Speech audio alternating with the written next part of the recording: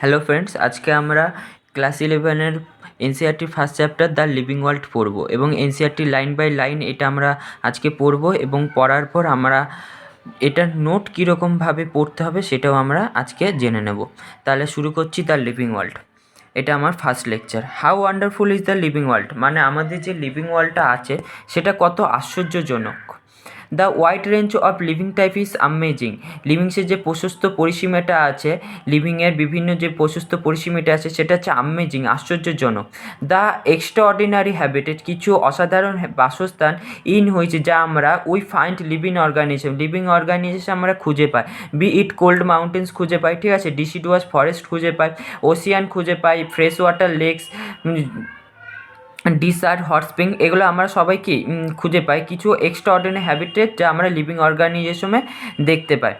তারপরে the beauty of a galloping horse, মানে ছুটন্ত ঘোড়ার সৌন্দর্য। অফ দ্য মাইগ্রেটিং বার্ডস মানে হচ্ছে পরিযায়ী পাখি। দ্য ভ্যালি অফ ফ্লাওয়ার্স, ফুলের উপত্যকা। Or the attracting Shark, attracting মানে হচ্ছে আক্রমণাত্মক যেসব শার্ক। এপক্স এম ডিস্টেন্স ওয়ান্ডার, যেগুলো আমাদের গভীরভাবে আশ্চর্যকৃত করে তোলে। দ্য ইকোলজিক্যাল কনফ্লিক্ট, মানে বাস্তুতান্ত্রিক দ্বন্দ্ব। অ্যান্ড কপারেশন মানে সংযোগ। অ্যামং মেম্বার অফ এ পপুলেশনের সদস্যদের মধ্যে।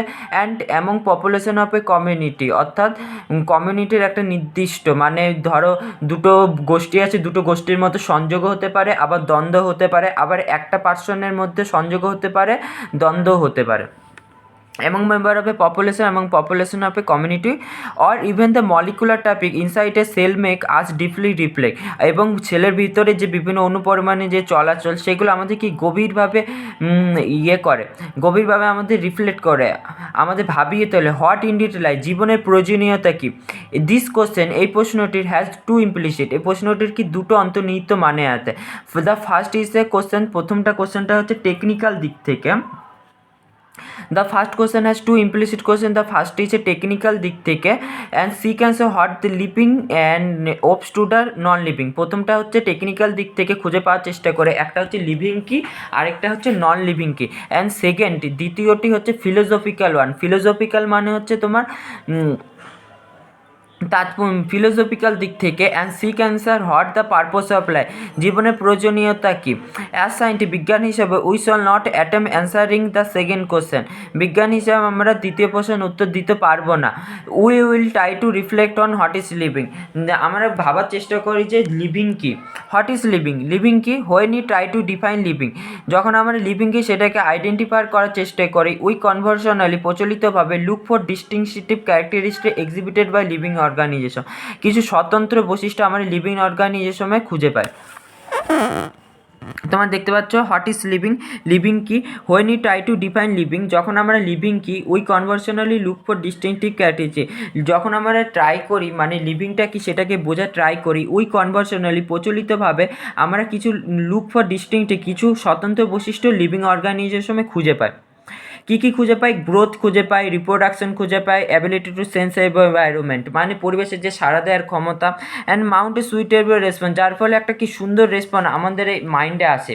ইমিডিয়েটলিস unique feature of living organism, যেটাকে ইমিডিয়েটলি কি স্বতন্ত্র বৈশিষ্ট্য বলা হয় living organism. One can add a few more feature like metabolism, এছাড়া আরও কিছু ফিচার আছে যেগুলো মেটাবলিজম, যেরকম ability to cell replicate, self organise, interact, emergency to the list, যেগুলো মোর মানে অ্যাড মোর ফিচার, ফিউ ফিচার্সের মধ্যে পড়ছে, যেরকম মেটাবলিজম পড়ছে, সেল রেপ্লিকেট পড়ছে, সেলফ অর্গানাইজ পড়ছে, ইন্টারঅ্যাক্ট পড়ছে, এগুলো হচ্ছে সব লিভিং অর্গানাইজেশনের কি ফিচার। এবার এবার চলো let's try to understand each of this, চলো এগুলোকে সবগুলোকে আমরা বোঝার চেষ্টা করি। অল লিভিং অর্গানিজম, সমস্ত লিভিং অর্গানিজম কি গ্রো লাভ করে। ইনক্রিজ ইন মাস মানে ভর বেড়ে যাওয়াটাকে, অ্যান্ড ইনক্রিজ ইন নাম্বার অর্থাৎ কি সেল নাম্বার বেড়ে যাওয়াটাকে, অফ ইন্ডিভিজুয়ালের টুইন ক্যারেক্টারিস্টিক অফ গ্রোথের কি টুইন ক্যারেক্টারিস্টিক্স বলা হয়। এই মাল্টিসেলুলার মাল্টিসেলুলার যে অর্গানিজেশন আছে, multicellular organisation grow by cell division, কিসের মাধ্যমে গ্রো করে? সেল ডিভিশনের মাধ্যমে গ্রো করে। ইন প্ল্যান্টসের ক্ষেত্রে গ্রোথটা দেখা যায় সেল ডিভিশনের মাধ্যমে। প্ল্যান্টসের ক্ষেত্রে যে গ্রোথটা দেখা যায় সেল ডিভিশনের মাধ্যমে ঘটে।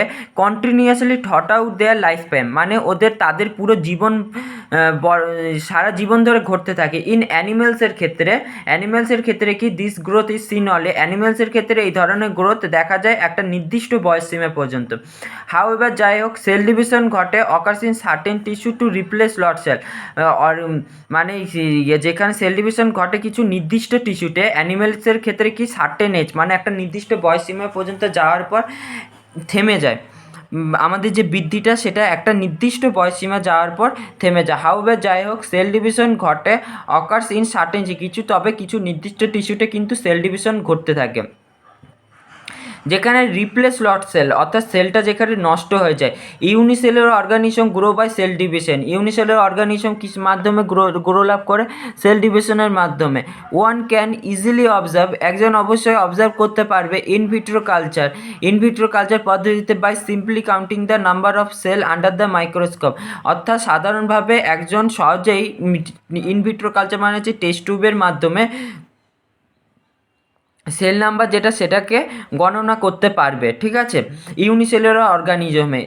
In majority of higher animal and প্ল্যান্টসের ক্ষেত্রে growth and reproduction are mutually exclusive event, মানে কি যে হাইজার যে অ্যানিমেল অ্যান্ড প্ল্যান্টস আছে তাদের ক্ষেত্রে কী হচ্ছে, গ্রোথ অ্যান্ড রিপ্রোডাকশানটা হচ্ছে মিউচুয়ালি এক্সক্লুসিভ ইভেন্ট, অর্থাৎ পারস্পরিক একটা স্বতন্ত্র একটা ঘটনা, মিউচুয়ালি এক্সক্লুসিভ ইভেন্ট, অর্থাৎ গ্রোথ অ্যান্ড রিপ্রোডাকশানটা কিন্তু সেম টাইমে হবে না।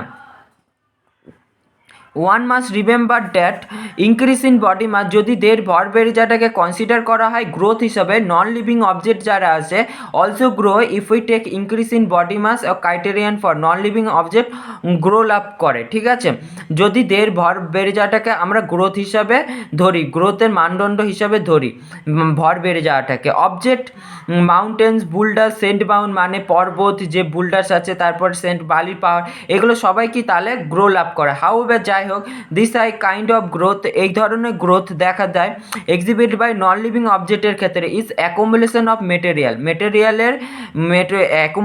মেটেরিয়াল অন দ্য সারফেস, অর্থাৎ সারফেসের ওপর বিভিন্ন মেটেরিয়াল সঞ্চয় হয়ে এই ধরনের গ্রোথ লক্ষ্য করা যায়। ইন লিভিং অর্গানিজমের ক্ষেত্রে গ্রোথ ইজ ফ্রম ইনসাইড, লিভিং অর্গানিজমের ক্ষেত্রে গ্রোথটাকে ইনসাইড ভেতরে দেখা যায়।